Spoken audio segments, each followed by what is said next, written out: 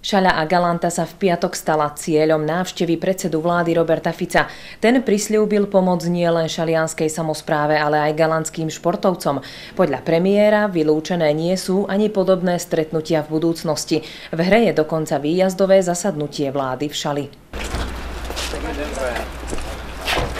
Robertovi Ficovi, predsedovi vlády, sa v našom regióne zjavne zapáčilo. V piatok absolvoval 2 stretnutia. Jedno neoficiálne v Galante a druhé oficiálne na Mestskom úrade v Šali.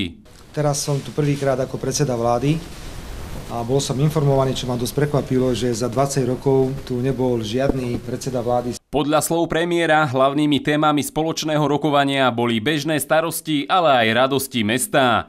Pozornosti našim politikom neušla ani pripravovaná 310 miliónová investícia v Dusle Šala. My sme vlastne informovali o tom, že aké najťažšie problémy a najväčšie problémy trápia nielen mesto Šala, a tento región.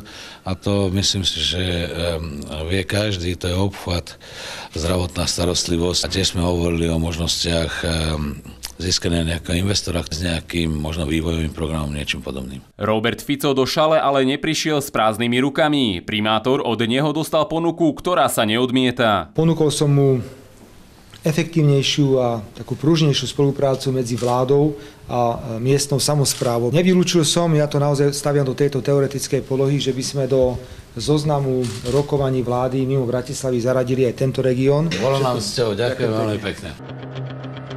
Zo Šale sa premiér presunul do Galanty, kde navštívil Tomiho Kida a jeho chlapcov z KO Box klubu. Box je pre mnohé ženy sexy šport. My sme stále nedospeli k rozhodnutiu, že by bolo treba vyčleniť 10, 15, 22 športov, ktoré by mali štátnu podporu. Na Slovensku teda chýba jednotný systém financovania športu. Na tento stav doplácajú aj tak úspešní športovci, akými je Tomi Kid Kováč.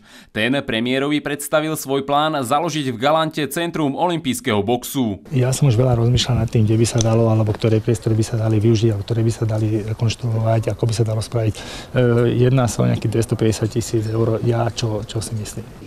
Základ je dostať boxéra, slovenského boxéra na olympiádu. Podľa Tomiho olympijské centrum by mohlo vzniknúť rekonštrukciou doterajších priestorov v Dome športu.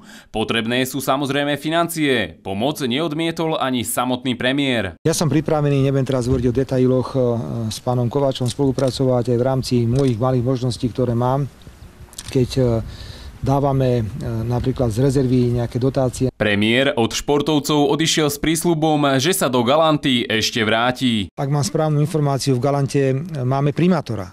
Nemáme tam žiadneho poslanca, ale máme tam primátora, takže príde aj obdobie, kedy prídem navštíviť pána primátora a budem s ním hovoriť o meste, ale neplánujem to v najbližších dňoch ani týždňoch. Viktor Bokor, televízia Krea.